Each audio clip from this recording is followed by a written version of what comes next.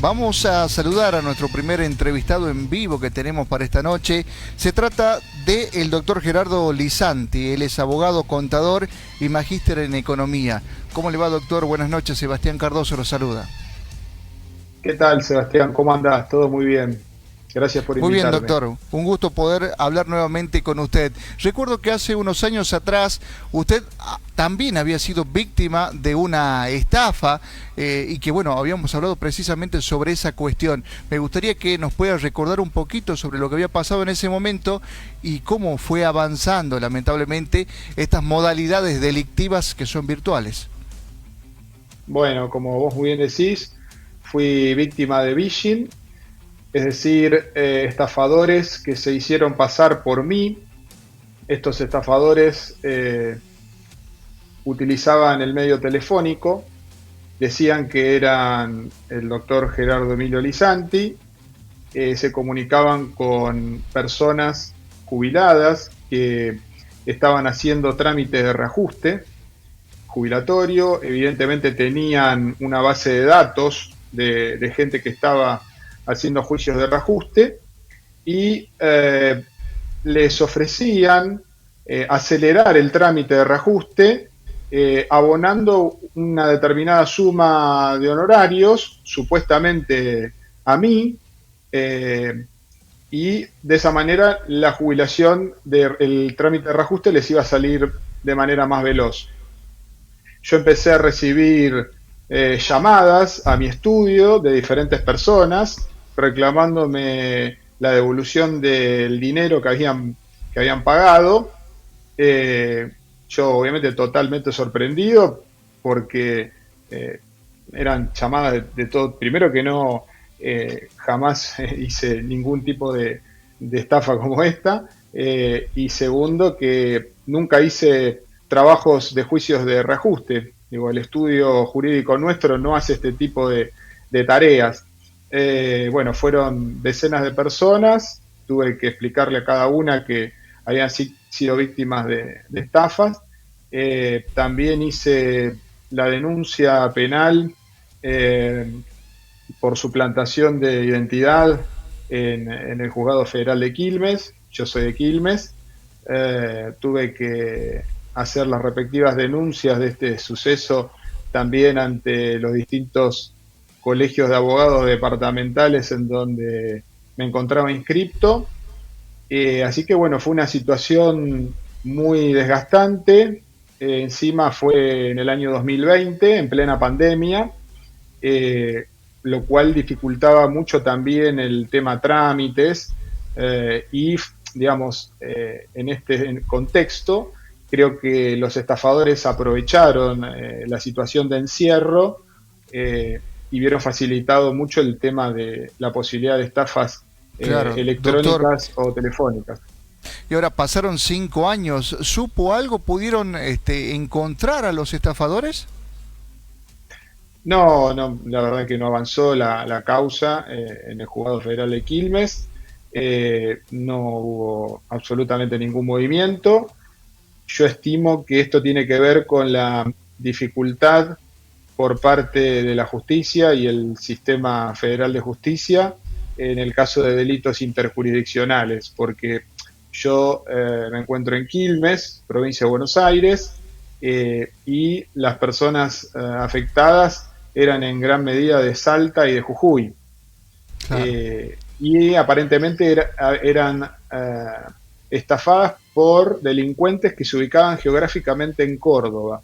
Es decir, había una perfecta triangulación para dificultar el rastreo de los delincuentes mediante tres jurisdicciones.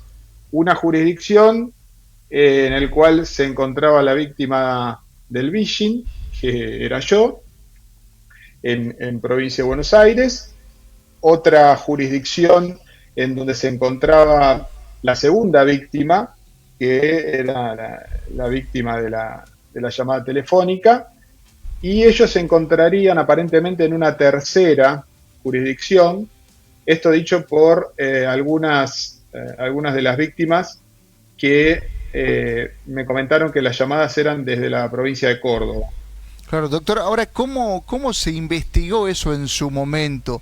Para que entienda también el televidente cómo se hace para determinar, digamos, de dónde vienen las llamadas o qué es lo que se investigó, digamos, cómo se hizo.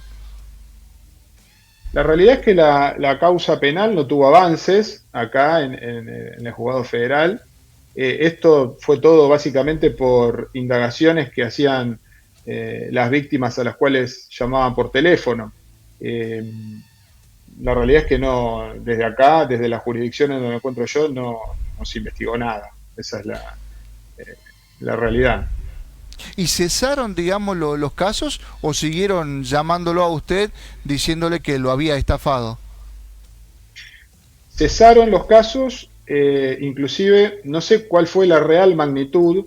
Yo tuve que poner en mi página de internet un cartel, mi página profesional de internet, que mi estudio no realizaba ningún tipo de trámites jubilatorios, ni de pensiones, ni de reajustes de ninguna especie, como para de alguna manera alertar a la gente.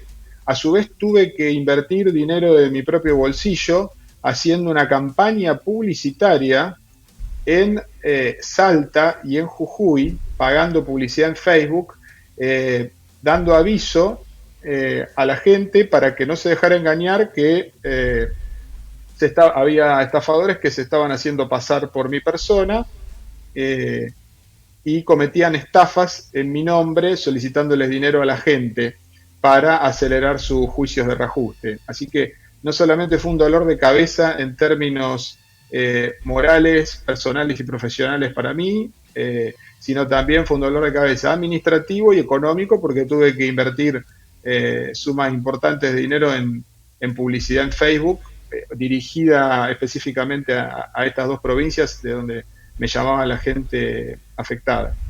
Claro. Ahora, bueno, dependió mucho también de usted. El perjuicio obviamente está a la vista. Pudo limpiar su imagen de alguna forma, invirtiendo, como usted bien lo acaba de explicar. La pregunta ahora, doctor, es, ¿se cambió en algo la forma en que se investiga en Quilmes?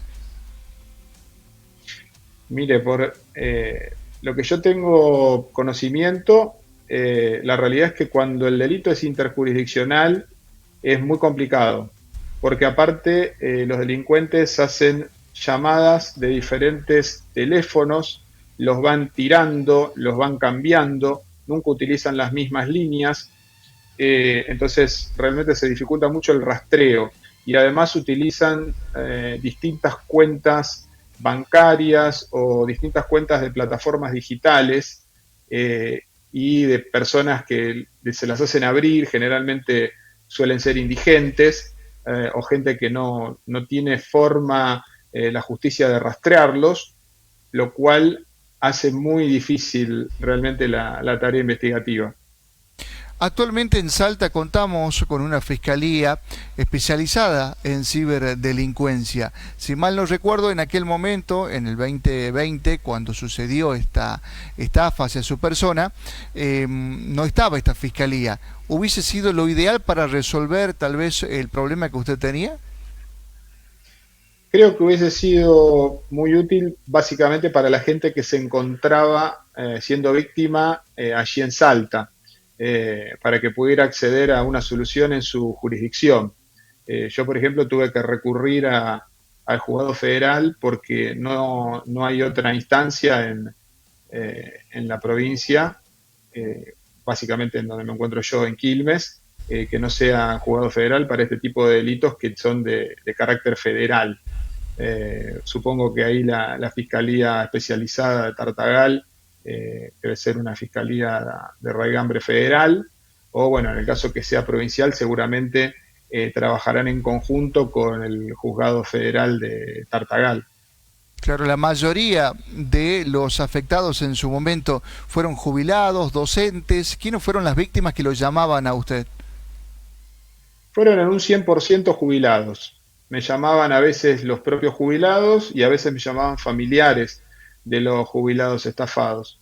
Eh, pero el modus operandi era captar jubilados que estaban haciendo juicios de reajuste, aprovechándose obviamente de la mayor vulnerabilidad y sacando provecho también de la situación de pandemia y de encierro, que muchos jubilados también se encontraban solos en sus casas, no le podían consultar a nadie. Bueno, creo que utilizaron eso como un elemento a su favor los delincuentes. Doctor, por último, ¿qué recomendaciones puede darle al televidente para tratar de evitar estos casos? Si bien lo suyo fue una suplantación de identidad, nadie lo llamó por teléfono, ni lo estafó, sino que simplemente dijeron, el doctor Gerardo Lisanti, este nombre lo vamos a utilizar para estafar a otras personas.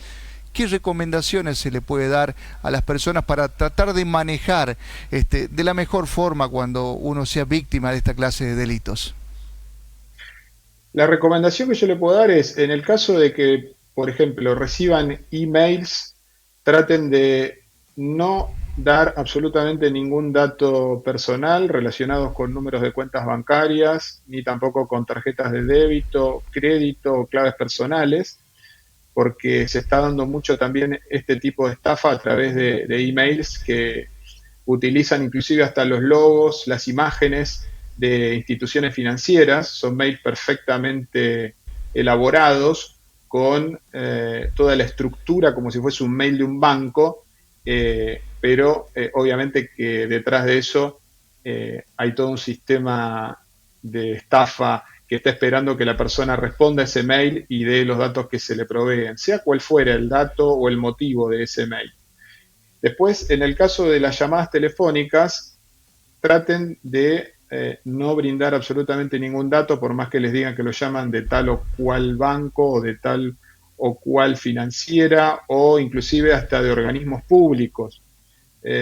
Ha sido común también el caso de estafas y robo de datos, haciéndose pasar por inspectores de AFIP o funcionarios de AFIP, inclusive hoy día ARCA en varias oportunidades han publicado solicitadas informando que no den datos telefónicos ni por mail a ninguna persona.